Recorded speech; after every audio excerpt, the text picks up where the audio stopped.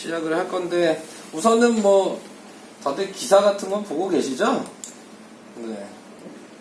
또 연기되는 거 아시죠? 확정이에요? 아니, 아직 다음 주 화요일날 이제 정해질 건데요.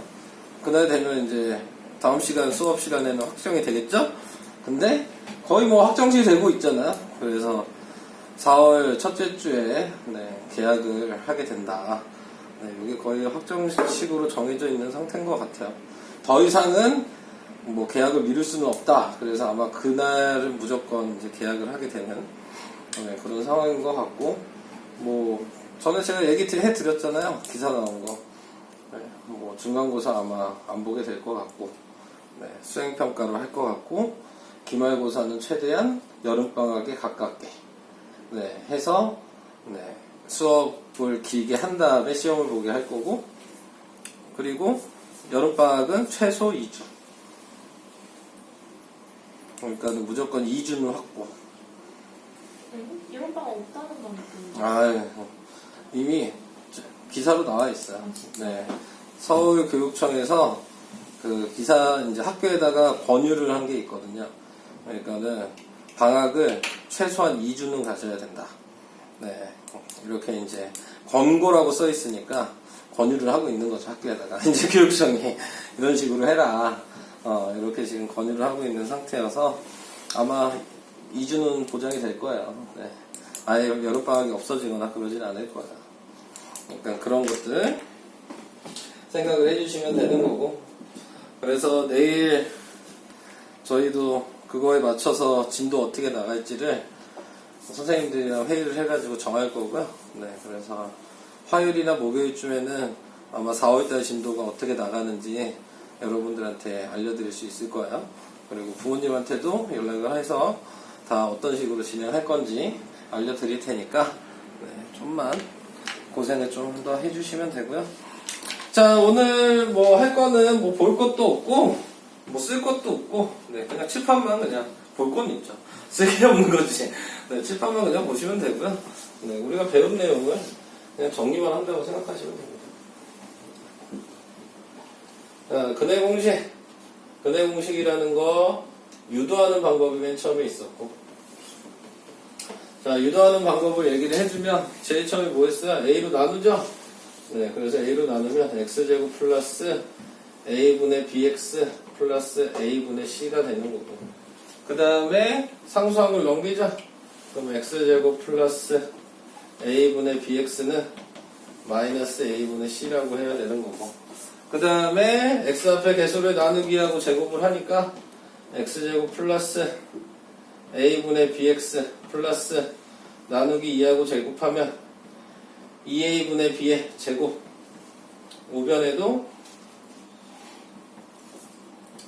2A분의 B의 제곱을 쓰면 되는 거고, 그래서 얘를 인수분해하면 얘는 X 플러스 2A분의 B의 제곱이 될 거고, 얘는 통분해야 되는 거죠. 그래서 통분을 하면은 마이너스 A분의 C고, 얘가 지금 4A제곱분의 B제곱이어서 통분하기 위해서 4A를 분자분모에 곱하죠. 네. 그래서 곱한 다음에 정리를 해주면 분모는 4A제곱분의 B제곱 마이너스 4AC가 될 거고, 그래서 얘 제곱을 없애면서 얘한테는 플러스 마이너스 루트를 붙일 거고,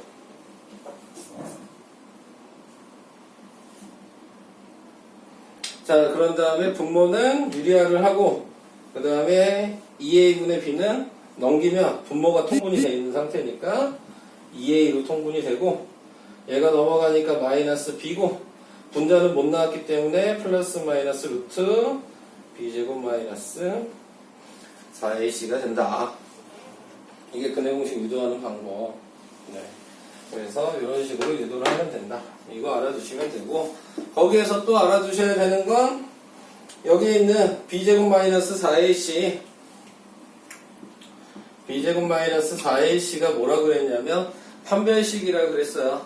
네, 그래서 얘가 양수면 근이 2개고 얘가 0이면 근이 1개고 그리고 얘가 음수면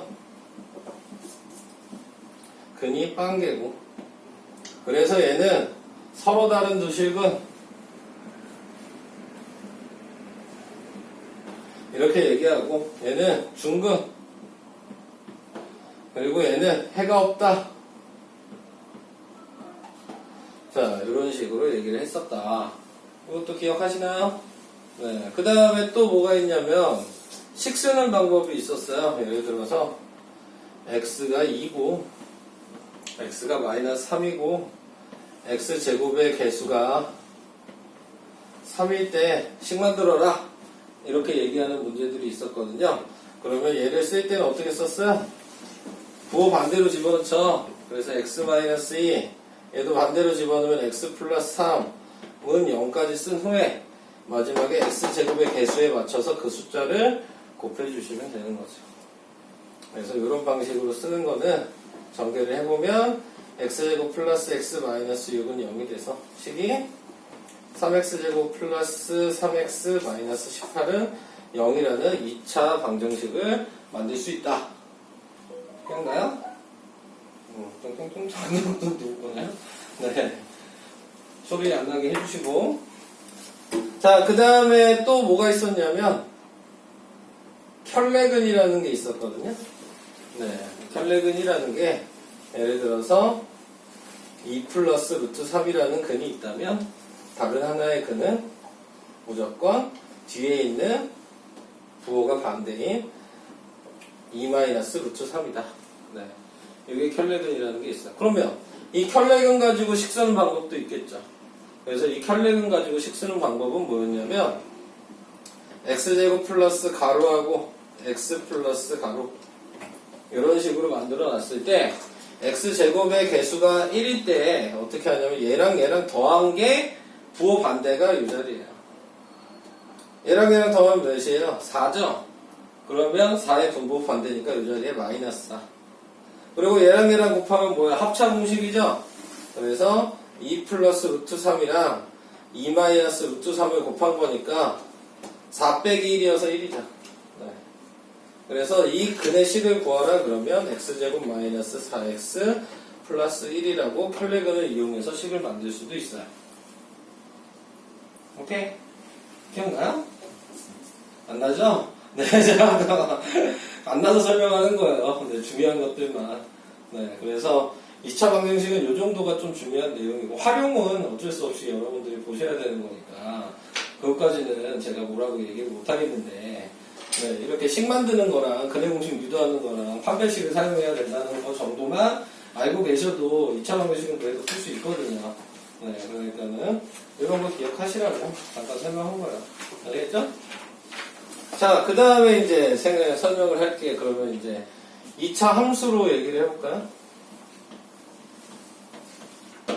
자, 2차 함수 얘기해야 되면 2차 함수의 가장 기본 되는 거는 y는 ax 제곱 플러스 bx 플러스 c는 우리가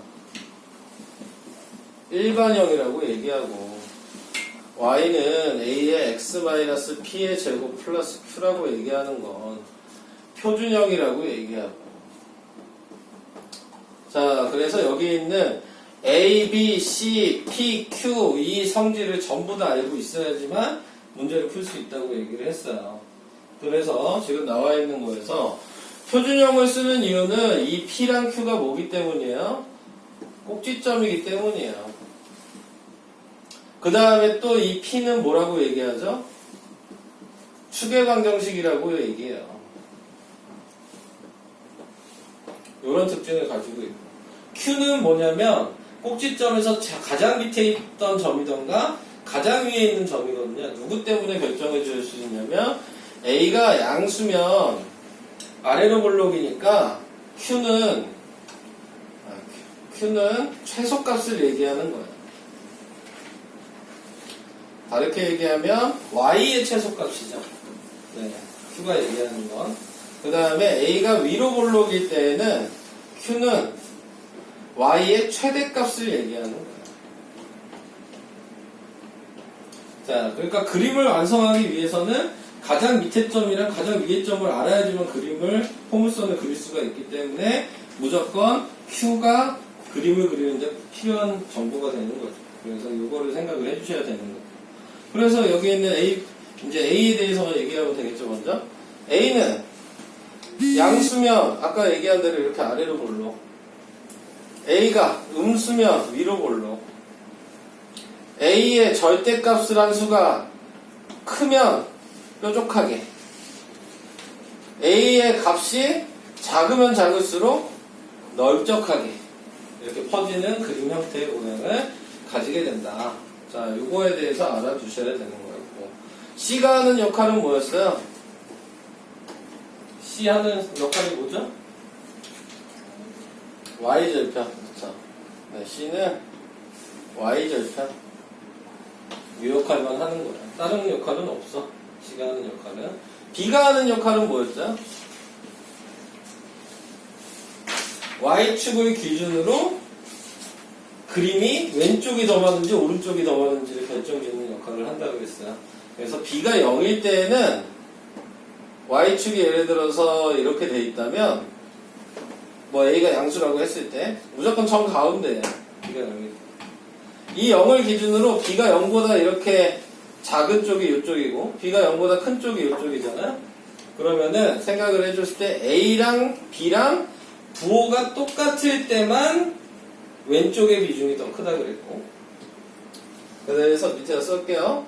A의 부호와 A가 양수면 B도 양수야. 아니면 A가 음수면 B도 음수야. 그러면 왼쪽에 그림이 더 많다. 뭐 이렇게 생각하시면 되고, A와 B의 부호가 서로 반대야. 음수면 B가 양수야. 그러면 오른쪽에 그림이 더 많이 그려지는 모양이다 라는 거를 알아두셔야 되는 겁니다.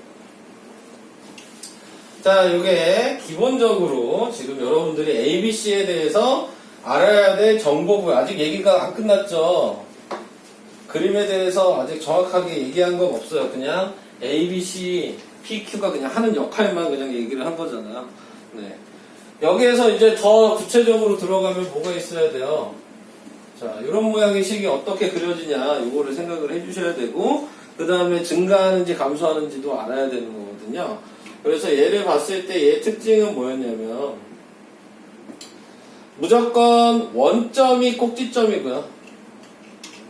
네, 꼭지점이 무조건 원점. 예를 들어 A가 양수라면, 아래로 볼록하게, 이런 식의 모양이었을 거고, A가 음수라면 위로 볼록의 모양이었을 거고, 그 다음에 여기에서 봤을 때 꼭지점 얘가 P니까 축의 방정식이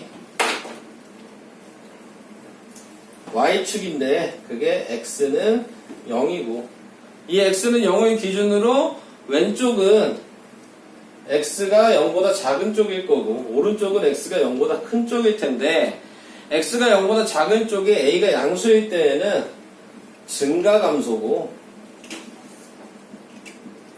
A가 양수일 때 오른쪽은 증가라고 외우셔야 되고, A가 음수일 때 왼쪽은 증가고, 오른쪽이 감소라고 암기를 이렇게 해주셔야 된다고.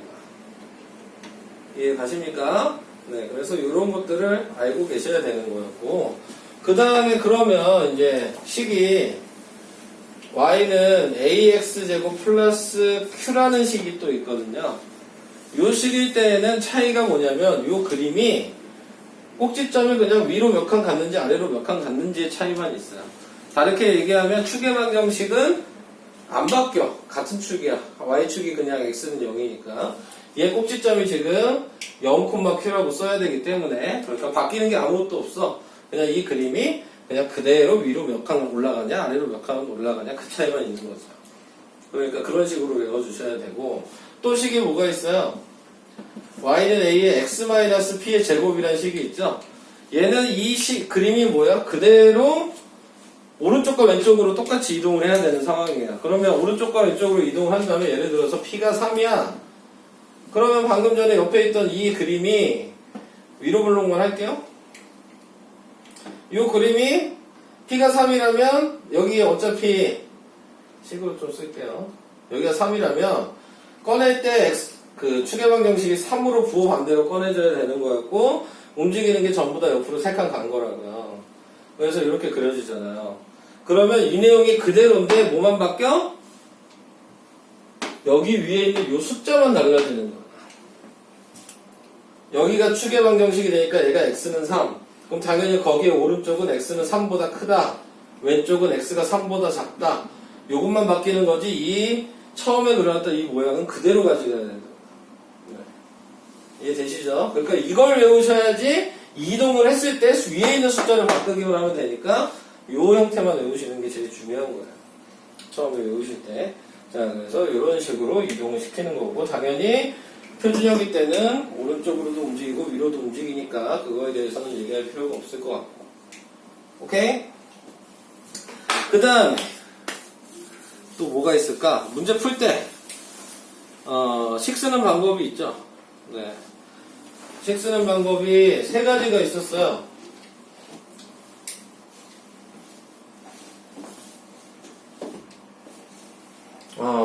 꼭지점이랑 점이 하나 주어질 때, 그 다음에 꼭지점, 추계방정식이랑 점이 2개 주어질 때,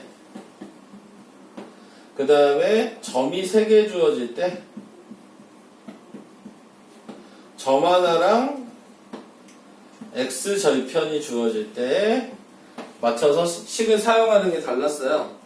꼭지점이나 추계방정식 얘기가 나왔을 때에는 지금 점을 나와 있는 게 y는 표준형식을 사용을 하셔서 꼭지점은 pq 자리에 대입하고 그냥 점은 xy 자리에 대입해서 계산을 해주셔야 됐던 거였고 밑에 있는 추계방정식도 마찬가지 추계방정식이 p니까 p를 여기다 먼저 대입한 다음에 점 x랑 y를 대입해서 연립방정식을 해주셔야 되는 거예요. 점 2개를 대입해서. 그 다음에 점이 3개일 때에는 일반 형식을 써서 자 x, y 자리에 식을 3번 대입해서 얘도 연립방정식을 하는 거예요. 점 하나에 x절편 2개일 때에는 이 절편 형식을 써서 x절편은 알파 베타에 대입을 하고 그냥 점은 xy에 대입을 해서 a를 구한 다음에 전개를 해서 식을 구하는 거예요. 네, 그래서 이런 식으로 식을 구하게 된다는 것만 얘기를 해주면 할 얘기는 뭐 거의 대부분 다 한 거예요. 네. 근데 문제는 이제 여러분들이 보시면서 이제 이걸 어떻게 이용하냐 그 차이가 있는 건데 어제 애들 풀려보니까 다 까먹어서 네. 순서나 그런 것도 좀 힘들어 보이니까 우선은 한번 풀어보시고 네, 그거에 맞춰서 질문을 계속 해주시는 게 맞는 것 같아요. 네, 그래서 질문을 해주시고 지금 보시면은 첫 페이지랑 뒤에까지는 세 쪽은 그냥 연립방식 활용이고 그 다음이 함수거든요. 근데 보시면 124페이지에 만점은 풀지 마세요. 네. 그거는 지금 하는 거는 정리하는 거에 의미가 없으니까 네, 124페이지에 994번까지만 먼저 풀어주시고요. 채점해 보고 그 다음에 함수로 넘어가 주시면 되겠습니다. 그리고 모르면은 바로 질문하시고 활용 문제가 여기 좀 몇 개 있거든요. 어려울 수 있어요. 네, 그러니까는 빨리 물어보시는 게 좋을 것 같아요.